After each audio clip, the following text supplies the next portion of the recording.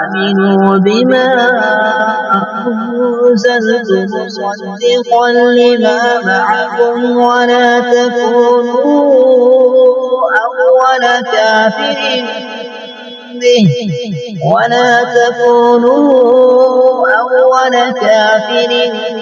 به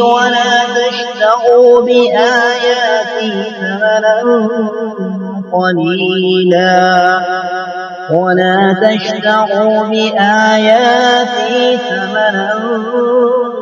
قليلا وإياي فاتقون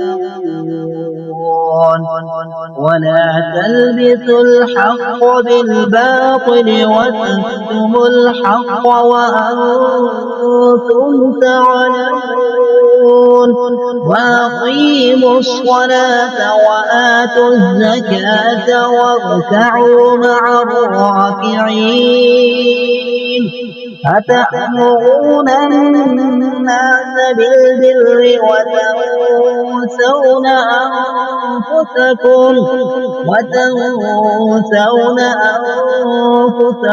وأنتم تتلون الكتاب أفلا تعقلون واستعينوا بالصبر والصلاة وإنها لكبيرة إلا على الخاشعين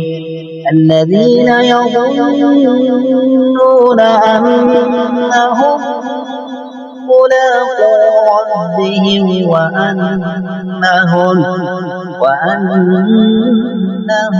إليه راجعون يا بني إسرائيل اذكروا نعمتي التي أنعمت عليكم